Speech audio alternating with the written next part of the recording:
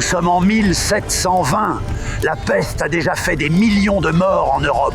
Elle décime tout sur son passage depuis 1347.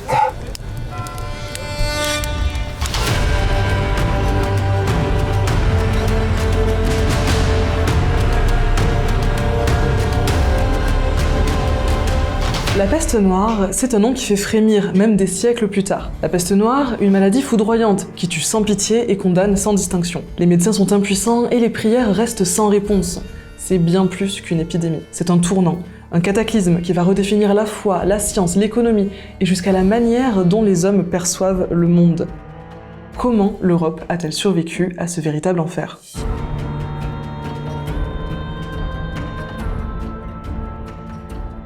La peste noire gagne l'Europe en 1347. Pour comprendre son origine, il faut remonter 20 ans en arrière. À l'autre bout du monde, dans les steppes d'Asie centrale, un mal se répand. Tout commence autour de 1330. Il avance lentement, porté par les routes commerciales et les conquêtes mongoles. Il traverse la Chine, l'Inde, l'Iran, jusqu'à atteindre Kaffa, un comptoir génois situé en Crimée. Là-bas, la guerre fait rage. L'armée mongole assiège la cité et la bombarde de cadavres de pestiférés pour la faire tomber. Certains arrivent à fuir, mais ils emportent avec eux la maladie. Nous sommes alors en 1346 et la peste est aux portes de l'Europe.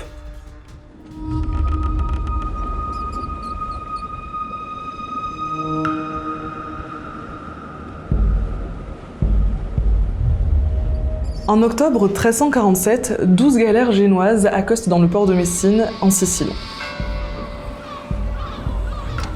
À leur bord, la plupart des marins sont morts ou agonisants, couverts de bubons noirs.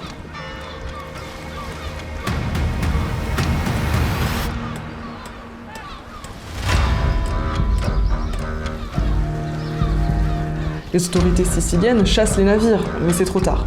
La peste est désormais en Europe.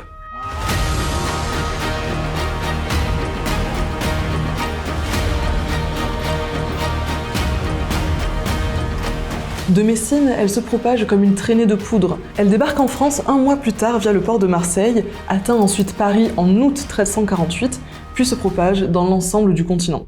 En seulement 5 ans, l'Europe tout entière est infectée.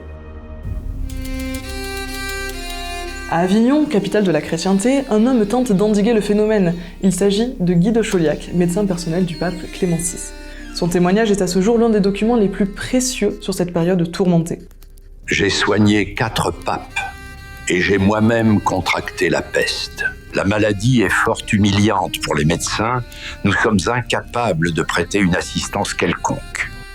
Contrairement aux idées reçues, les médecins du Moyen-Âge connaissent la peste. En fait, c'est une maladie qui est attestée depuis l'Antiquité et dont la dernière grande épidémie a laissé un vif souvenir. Il s'agit de la peste de Justinien, qui a secoué la Méditerranée entre le 6e et le 8e siècle. Mais problème, si l'on sait l'identifier, on ne sait toujours pas la soigner. Les médecins mettent tout en œuvre pour trouver un remède. Guy de Chauliac, dans son célèbre ouvrage La Grande Chirurgie, décrit les 2 formes de la maladie. On dit que la maladie vint d'Orient, transportée par les navires. Les symptômes sont terribles. Bubons noirs, fièvre foudroyante, crachats de sang. La forme bubonique se manifeste par des bubons douloureux, d'où son nom, qui se développent à l'aine et aux aisselles. Après la fièvre apparaissent les vomissements, des hémorragies et des diarrhées.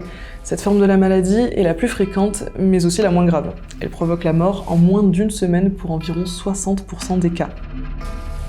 Je vous assure, l'autre forme est pire, c'est la peste pulmonaire. Les malades fiévreux crachent du sang et meurent au bout de 3 jours dans 100% des cas. Le micro-organisme responsable de la peste, connu aujourd'hui sous le nom de Yersinia pestis, est l'un des plus pathogènes du monde bactérien. On ne le savait pas au Moyen-Âge, mais il se transmet via les rats et les puces. Il faut attendre la fin du 19e siècle et les travaux d'Alexandre Yersin pour en comprendre la cause. Mais pour les médecins de l'époque médiévale, elle reste obscure. Pour certains, elle serait d'ordre astrologique. L'Université de Paris rejette la faute sur une conjonction peu favorable des planètes. Pour d'autres, la peste serait due à une putréfaction de l'air. Malgré les efforts, aucun remède ne semble efficace. La seule chose qui fonctionne, fuir les zones contaminées et isoler les malades. Les médecins sont impuissants, les malades meurent par milliers et la panique saisit la population. L'idée d'une punition divine fait alors surface.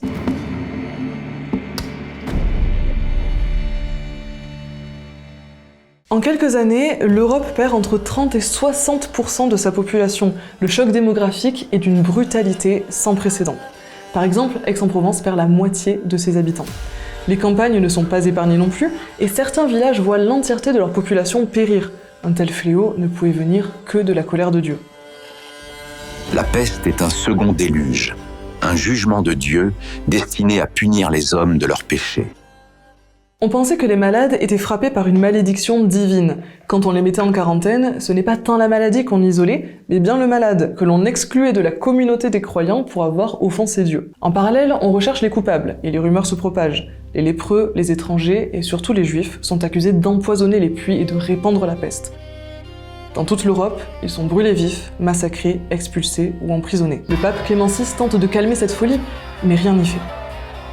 Partout en Europe, des pogroms éclatent. En février 1349, entre 900 et 2000 juifs sont brûlés à Strasbourg. Parfois, la peste n'est même pas encore arrivée en ville que les persécutions commencent déjà, de façon préventive. Mais alors, combien d'hommes la peste a-t-elle tué ? C'est impossible de répondre précisément à cette question à cause du manque de documents historiques. Les estimations varient entre 25 et 50 millions de morts. Dans ces conditions, la prise en charge des cadavres est urgente. On n'a plus le temps pour les enterrements religieux. Les corps sont jetés dans les fosses communes et recouverts par de la chaux vive. L'odeur est insoutenable. Et parfois même, on y balançait des pestiférés qui n'étaient pas encore morts. Dans cette Europe traumatisée, une peur nouvelle se développe, celle de l'Apocalypse, que l'on sent toute proche. C'est dans ce contexte qu'il faut replacer la naissance du purgatoire, qui permet aux chrétiens de racheter leurs péchés et de sauver leur âme. Pour expier leurs fautes, 1 million de fidèles partirent en pèlerinage pour Rome en 1350. Seulement 100 000 en revinrent. Les flagellants organisaient eux aussi des processions. Ils voyageaient de ville en ville et se flagellaient mutuellement en public, torse nu, avec des lanières de cuir cloutées. Ils croyaient sauver leur âme et la chrétienté tout entière face à l'Apocalypse, dont la peste était un signe annonciateur. Ces flagellations étaient censées incarner un baptême par le sang, ce qui ne plut pas beaucoup à l'Église qui les excommunia en 1349. Partout, la peur de mourir, la peur du châtiment divin, la peur de perdre ses proches. Là où la médecine et l'Église sont impuissantes, on se raccroche aux superstitions et à la magie. On s'interroge, comment Dieu a pu laisser mourir tant de fidèles ? Pour certains historiens, les questionnements suscités par la catastrophe auraient préparé le terrain à la réforme protestante, mais aussi à la chasse aux sorcières qui a lieu un peu plus tard. Alors que la première épidémie était passée, un soulagement général gagna les survivants. Mais le répit fut de courte durée. Elle frappa à nouveau en 1361, 63, 66, 68, puis en 1375, et à nouveau au XVe siècle, tous les 10 ans ou 15 ans environ. Elle ravage Londres en 1665, puis Marseille en 1720, où elle fait environ 40 000 morts. C'est d'ailleurs la dernière grande épidémie de peste en France.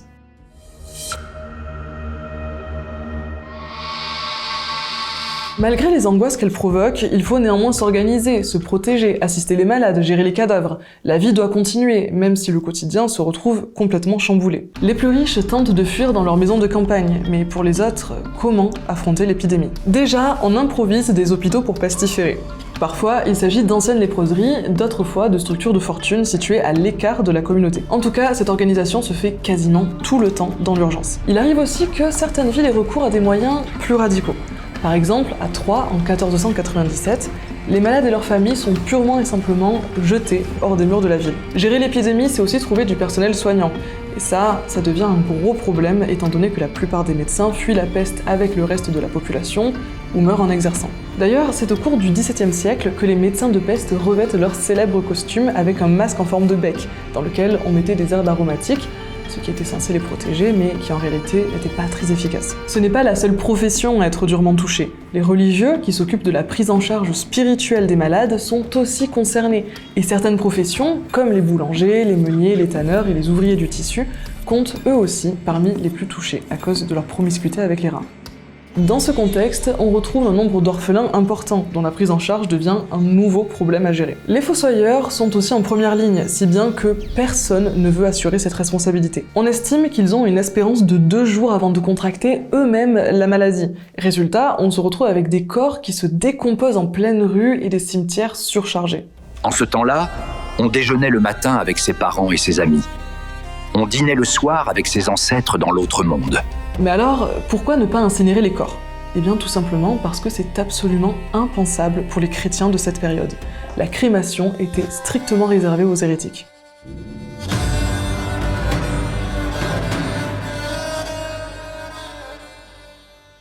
Un autre problème se pose, comment assurer les échanges commerciaux provenant de régions infectées? Certaines villes inventent des mesures inédites. Dans les ports, on isole les navires et on les garde à distance pendant 40 jours. C'est la naissance de la quarantaine et des premiers lazarets. Une idée simple, mais qui fonctionne. Sauf que bâtir des infrastructures et recruter des médecins, ça coûte cher aux communautés, d'autant plus que la maladie revient de façon cyclique et que le nombre de contribuables diminue drastiquement. Les campagnes sont vides, environ 1 paysan sur 2 succombe à la maladie, et de nombreux villages sont abandonnés. Le manque de main-d'œuvre pour exploiter la terre a plusieurs conséquences. D'abord, la famine. Au plus fort de l'épidémie, les moissons ne sont plus récoltées et les dégâts de la disette s'ajoutent à ceux de la peste. Mais d'un autre côté, les rentes foncières baissent et les salaires augmentent. Dans les villes aussi, de nombreuses maisons sont abandonnées. Des rues et des quartiers entiers sont désertés, parfois pendant des décennies. En termes d'héritage, c'est l'anarchie. On se retrouve avec des familles entières qui disparaissent et dont les héritiers désignés sont eux aussi décédés. On se partage comme on peut ces biens qui ne reviennent à personne. Et c'est de cette façon que beaucoup deviennent riches, et des familles jusque-là méconnues, comme les Médicis à Florence, parviennent à s'imposer.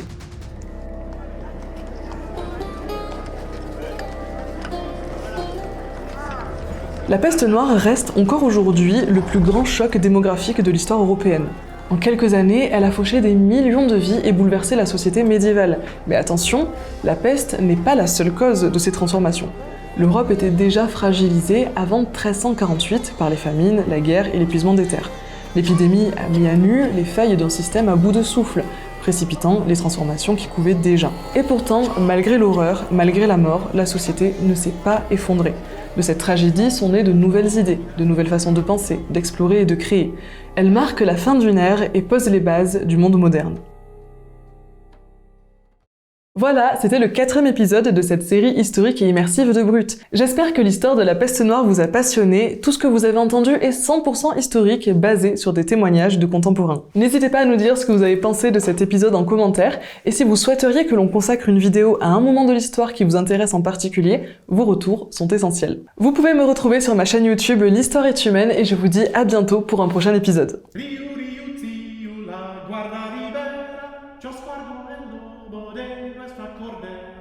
Rio, la guarda ribera, già squadro,